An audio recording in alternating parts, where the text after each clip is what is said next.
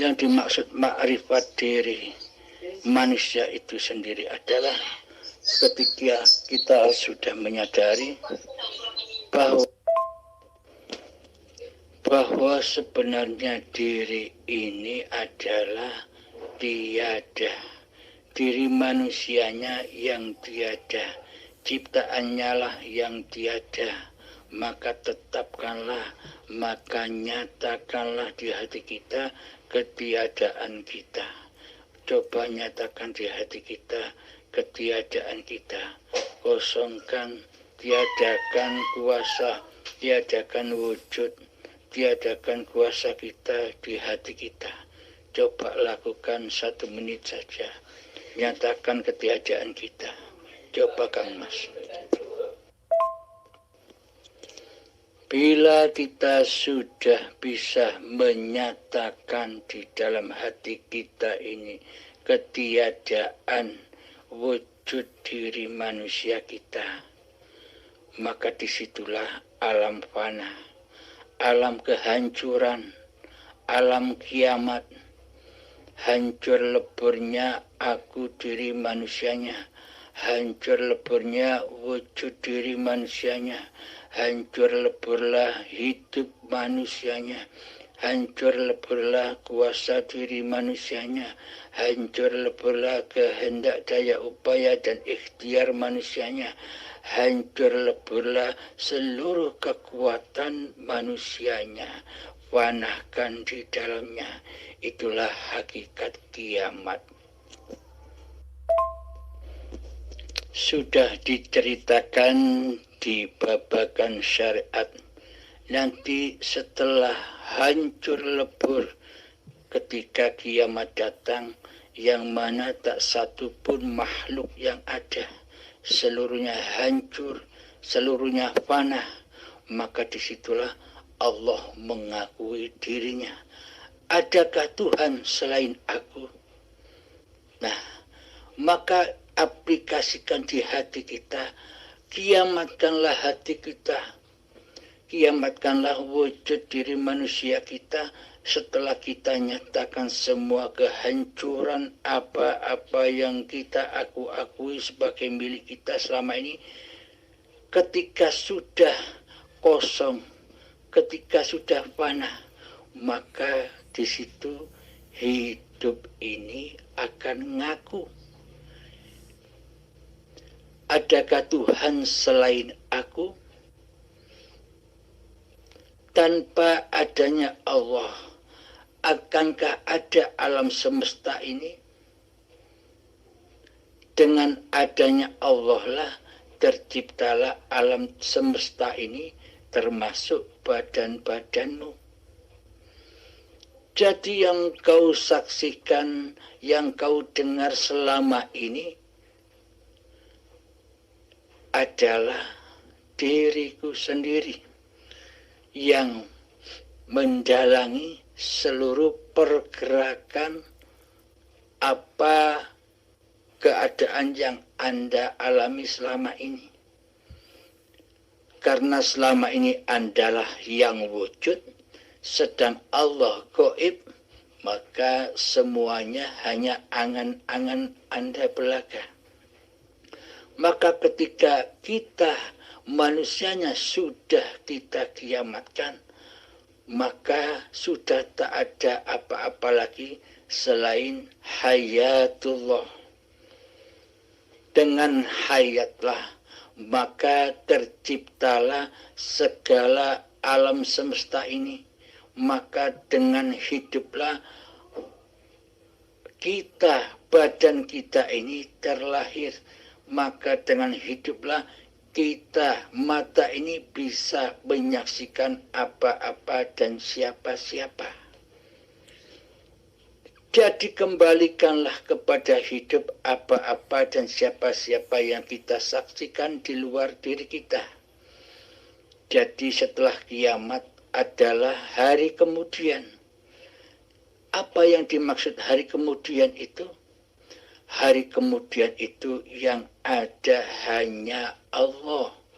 Manusianya sudah gaib, gantian. Maka dari itu ketika nyata wujud nyatanya Allah dan ketika fana gaib nyatanya manusia, maka disitulah tempatnya amal soleh. Bila manusia sudah menyadari hakikat diri sejatinya dan hakikat Tuhannya, maka apa yang tergerakkan di hatinya, apa yang ditindaktandui oleh badannya, seluruhnya adalah amal soleh. Maksudnya amal soleh itu adalah tiada yang mentuhani seluruh pergerakan badan ini kecuali Allah. Itulah yang dimaksud amal soleh, amal yang lillahi ta'ala, yakni af'alullah. Itulah yang dimaksud nyatalah Allah bagi hamba-hambanya. Nggih, matur nuwun Mbak Kalim wejangannya. Berarti yang selama ini sering diceritakan orang kiamat-kiamat kubro itu sebenarnya ya tidak ada Mbak Kalim ya. Berarti kiamat yang dimaksud itu adalah hancurnya diri, keaguan itu, dan yang ada hanya Allah. Manusianya, jasadnya jadi gaib. Akhirnya Allah berdiri mencari manakah Tuhan selain aku, manakah Fir'aun, manakah Namrud, dan sebagainya. Ngoten Mbak Kalim nggih. Berarti dunia ini nanti seperti ini aja Mbak Kalim nggih. Untuk babagan syariatnya kiamat, kita sudah makmum kepada Sang Pencipta. Jadi buat apa kita memikirkan kiamat secara syariat, hancur leburnya dunia dan langit secara syariat? Maka temuilah hakikat kiamat itu sendiri, yakni memfanakan, menyatakan bahwa wujud diri manusia kita, wujud hidup manusia kita, wujud kuasa diri manusia kita sebenarnya tidak ada kecuali Allah. Jadi pada intinya, apa cerita-cerita yang ada di luar diri kita, cerita-cerita yang ada di syariat, itu hakikatnya sudah terjadi di dalam diri kita, yakni Al-Quran Qadim tiap-tiap manusia. Siapakah Al-Quran Qadim itu? Al-Quran Qadim itu tak lain, dialah Allah, hayatullah. Karena pada intinya film yang ada di dalam dada manusia terbias keluar sehingga seperti proyektor yang membiaskan cahaya kepada bioskop. Jadi apa-apa yang ada di luar film itu, apa-apa yang ada di luar diri kita itu hakikatnya adalah cermin yang ada di dalam diri kita. Jadi kitab-kitab yang ada di luar diri seluruhnya bersumber dari dalam diri, yakni maksudnya bersumber dari alam bako, alam kitab Al-Quran Qadim, yakni Allah sendiri.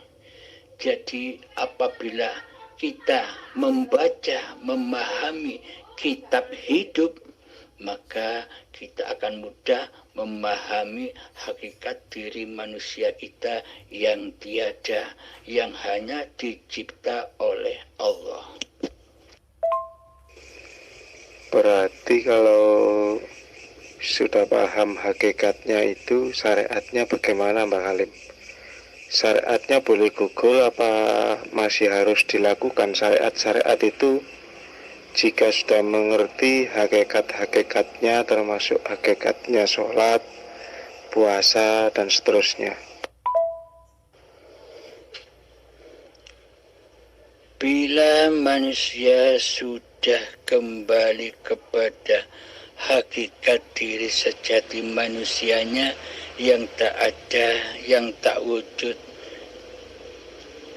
Lalu apakah manusia masih berkewajiban syariat?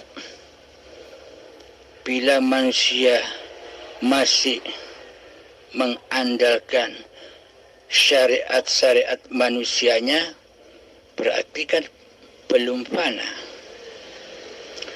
belum mencapai hakikat diri manusianya, karena manusianya masih merasa yang bersyariat, masih merasa berkuasa, masih praktek hatinya masih linapsi. Sedang ketika manusia sudah fana, sudah meninggal, sudah mati, berarti manusianya kan sudah bebas bersyariat. Maksudnya syariat itu apa sih? Syariat itu adalah seluruh pergerakan sejak dari bangun tidur sampai tidur lagi, itulah yang disebut syariat. Maka dari itu, bila manusia sudah mencapai hakikat diri sejati manusianya yang tak ada, yang gaib, yang fana, yang mati, mana mungkin manusia bisa bersyariat? Maka seluruh syariat-syariat manusianya pasti sudah ditinggalkannya. Syariat diri manusia, wujud diri manusianya saja sudah ditinggalkan. Nah,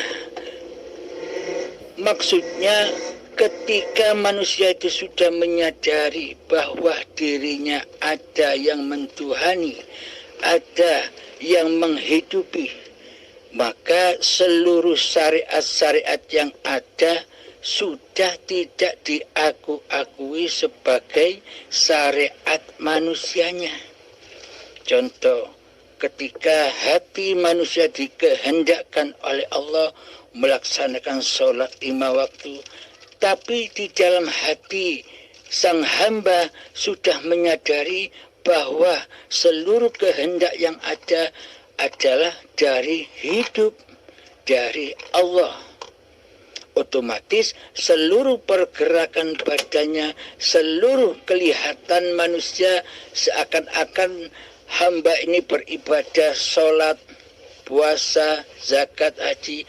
Akan tetapi bagi si hamba yang sudah mengenal hakikat diri sejatinya, itu sudah tidak diakui sebagai syariat manusianya. Karena manusianya sudah menyadari bahwa seluruh syariat-syariat yang dikerjakannya adalah syariatullah, adalah af'alullah. Demikian sobat. Terkadang ada manusia bertanya, bila kiamat kubro itu adalah ketika ajal menjemput, pengelongkopan, pensucian demi pensucian, itu yang dinamakan kiamat kubro. Berarti kiamat yang digambar-gambarkan manusia di YouTube, di gambaran, hancurnya bumi dan langit, berarti itu kan tidak terjadi. Demikian kata manusia yang belum memahaminya. Sedangkan yang dikatakan bumi, dunia di sisi Allah, ya badan-badan manusia ini. Sedang langit adalah kehidupan manusia yang disangka selama ini milik manusianya. Maka bumi dan langit akan dihancurkan oleh Allah, disucikan lagi oleh Allah seperti sedia kala. Jangankan kita menemui kiamat kubro yang dipahami oleh manusia kebanyakan, kiamat diri kita saja hancur leburnya badan ini sehingga mencapai hakikat diri sejatinya, yakni jadi tanah. ketika jasad mati sampai jadi tanah, kita pun tidak ikut-ikut ngurusi itu. Bagaimana mungkin kita mau ngurusi kiamat kubro yang dibayang-bayangkan oleh manusia? Karena sejatinya kiamat kubro itu kembalinya manusia kepada Tuhannya. Niku bagaimana Mbah orang-orang yang katanya kelas wali ya bisa weruh sadurunge winarah, itu bagaimana Mbah? Apa itu kelebihan yang diberi oleh Allah sehingga Allah menunjukkan rahasia-rahasia atau bagaimana Mbah? Wali atau orang makrifat, kebanyakan selama ini kita memandang bukan kepada hidupnya sebagai al-wali. Selama ini kita memandang badan-badan manusianya yang berderajat sebagai wali atau orang makrifat. Kebanyakan manusia menilai orang makrifat itu orang yang sakti, mandraguna. Orang wali itu dipahami oleh kebanyakan orang harus punya kelebihan. Itu anggapan manusia umum. Akan tetapi bagi sang wali, bagi manusia yang sudah fana kedirian kewujudan diri manusianya, bagaimana mungkin manusia itu bisa sakti? Karena seluruh kesaktian adalah milik hidup yang menghidupi badan-badan yang dianggap wali itu. Jadi orang makrifat, orang tauhid itu aslinya tidak tahu apa-apa. Bila ditanya orang, terkadang ya tidak tahu apa-apa. Soalnya sudah sampai kepada kemakrifatan hakikat diri sejati manusianya yang bodoh. Bagi manusia yang mendengarkan keterangan-keterangan orang wali ini, kebanyakan manusia memandang sosok manusianya sehingga tidak bisa menembus siapakah diri sejati hidup yang ada di sosok badan-badan yang disebut wali tadi itu.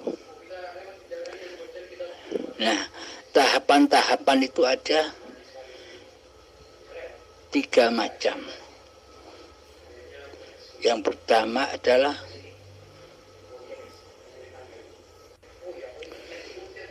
pertama adalah muhadoroh. Muhadoroh itu orang-orang yang umum, yang mana selama ini hati mentuhani dirinya sendiri, yakni masih mentuhankan hawa nafsunya mereka masing-masing. Itulah muhadoroh. Mukasyafah atau karomah. Yang kedua mukasyafah atau karomah. Mukasyafah itu terbukanya hijab kegoiban makhluknya. Jadi orang mukasyafah itu tahu isi hati orang lain. Banyak kesaktian yang ada di dalamnya. Seperti melipat bumi ke Masjidil Haram 1 detik sudah sampai. Itu semua adalah mukasyafah. Karomah. Jadi mukasyafah dan karomah itu ada 2 golongan. Yang pertama kasab suwari atau sauri. Kasab sauri itu adalah ketika terjadi kelebihan-kelebihan atas diri manusianya masih mengaku-akui bahwa terjadinya kesaktian ini karena lamanya zikirnya kepada Allah, zikir syariatnya, yakni zikir jahar dan sirinya. Karena diaku-akuinya seluruh kesaktiannya itu dinamakan kasab suwari, istijrot, penglulu. Jadi pada intinya mukasyafah itu ada 2 golongan. Yang kedua adalah kasab maknawi, yang mana ketika terjadi kelebihan atau kesaktian pada seseorang, maka di hatinya sudah tak nampak lagi dirinya yang sakti. Manusianya sudah fana. Oh, semua ini, kesaktian ini hanyalah kesaktian hidup, kesaktian Allah. Inilah kasab yang kedua, golongan yang kasab maknawi. Inilah kasab yang selamat.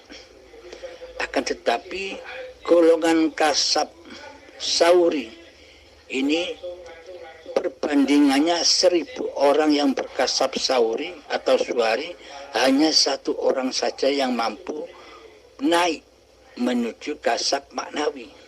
Karena saking sulitnya melepaskan kasab-kasab atau karoma-karoma yang sauri itu. Karena sangat enjoynya, dengan kebanggaannya, merasa dirinya yang merasa bisa dan sakti, mandraguna. Kemudian tingkatannya ketiga adalah musyahadah. Ketika sudah kasab maknawi, maka bertemulah dengan alam musyahadah. Musyahadah, penyaksian kepada Allah.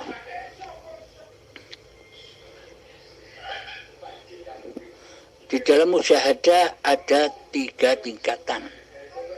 Yang pertama musyahadatul fana, yakni di dalam 24 jam ingatnya lebih sedikit daripada lupanya. Lupa kepada Allah. Jadi ingatnya kepada Allah lebih sedikit, tapi banyak lupanya. Perlu diketahui di sini, ingat kepada Allah itu bukan ingat-ingat seperti yang di syariat. Ingat namanya, nyebut-nyebut namanya. Yang dimaksud ingat di sini adalah ingat bahwa hidup ini Allah. Ingat bahwa diri manusiaku ini tak ada gaib. Itu yang dimaksud ingat. Itu yang dimaksud zikir kepada Allah. Di dalam musyahadah yang pertama, musyahadatul fana, lebih banyak lupanya daripada ingatnya. Yang kedua, musyahadatul kamil, yakni lebih banyak ingatnya daripada lupanya. Dan yang ketiga adalah musyahadatul baqo, yakni ingat terus menerus di dalam 24 jam sampai ajal menjemput, ia selalu mengingat kepada Allah, selalu memandang wajah Allah di dalam seluruh apa yang dilihat, apa yang didengar, dan apa yang dirasakan, seluruhnya adalah wajhullah. Itulah makna la ilaha illallah, dan itulah makna roji'un kepada Allah. Demikian. Alhamdulillahirabbil alamin. Itu jadi lakunya gimana, Mbah, untuk mencapai makrifat yang sebenarnya itu? Lakunya bagaimana, Mbah? Lagu yang simpel adalah demikian. Yang terpenting dahulu, kita sudah menyatakan bahwa diri kita sebenarnya adalah gaib, tiada, tak nyata. Itulah kenyataan diri sejati manusia kita. Setelah kita memahami, menyatakan dalam hati atas ketiadaan diri manusia kita, maka nyatalah Allah di segenap seluruh pergerakan badan ini. Contoh mengaplikasikannya seumpama di dalam sholat. Setelah kita niat di dalam sholat, Allahu Akbar, takbiratul ihram, memaha besarkan Allah. Yakni di dalam hati kita sudah memandang Allah nyala, hidup nyala yang memaha besarkan dirinya sendiri di dalam takbiratul ihram. Setelah Allah memaha besarkan dirinya, maka sendekaplah manusianya, yakni tandanya manusia disuruh mati, disuruh kembali kepada kekuasaan Allah. Jangan ikut-ikut jadi Tuhan, Jangan ikut-ikut jadi penguasa di dalam sholat. Sudah diam saja, ikuti apa yang digerakkan oleh hidup. Ketika kita ruku, berdiri, sujud, semuanya adalah pergerakan hidup. Ketika hati kita memandang hidup, memandang Allah, maka terbelenggulah iblis, setan, dajjal, dan hawa nafsu kita serta dunia tidak bisa menembus singgah sananya Allah di dalam saat kita sholat. Itulah yang dinamakan mi'raj. Itulah yang dinamakan ma'rifat. Jadi yang bisa mi'raj, yang bisa ma'rifat bukan sosok badan manusianya. Yang bisa mi'raj dan yang bisa ma'rifat adalah hidup yang menghidupi badan ini. Jadi manusianya tetap di dalam ketiadaannya. Itu di dalam sholat. Contoh di dalam suasana keadaan yang lain. Ketika kita naik motor. Ketika kita dalam keadaan naik motor, saksikanlah hidup. Bahwa selama ini yang jadi Tuhan kan manusianya. Seolah-olah manusianya lah yang naik motor, yang bisa nyetir mobil, yang bisa nyetir pesawat. Akan tetapi bila kita sudah menyadari hakikat diri sejati manusia kita yang tidak berperan apa-apa di dalam badan ini, maka nyatalah Allah lah yang naik motor, Allah lah yang ke sawah, Allah lah yang berjalan. Seluruhnya apa yang dirasakan di hati, seluruhnya adalah Allah. Ini iman dan takwa, akidah yang harus ditanam di hati. Jangan sampai keluar dari hati. Karena bila sampai keluar dari hati, maka tak satu pun orang yang mempercayainya. Karena manusia memandang diri manusia Anda sesuai cerminnya. Beda dengan Anda yang sudah sampai kepada makom hakikat diri sejati manusianya. Bagaimana mungkin kita bisa menilai orang lain, menilai kebaikan atau keburukan orang lain, sedangkan diri kita sudah tak ada. Maka yang ada hanya Allah di dalam kebaikan orang lain dan keburukan orang lain itu adalah semuanya adalah hidup, adalah Allah sendiri. Coba pahami, coba resapi. Tanpa adanya hidup, apakah Anda mampu memandang orang yang taat dan memandang orang yang berbuat maksiat? Adanya ketaatan manusia lain di luar diri kita, adanya kemaksiatan orang lain di luar diri kita, kan adanya Anda, adanya kewujudan hidup itu sendiri. Tanpa adanya hidup, seluruhnya takkan ada. Dengan adanya hidup, semuanya ada. Jadi seluruh apa yang tergelar di dunia ini adalah Allah sendiri. Begitulah makrifat yang putus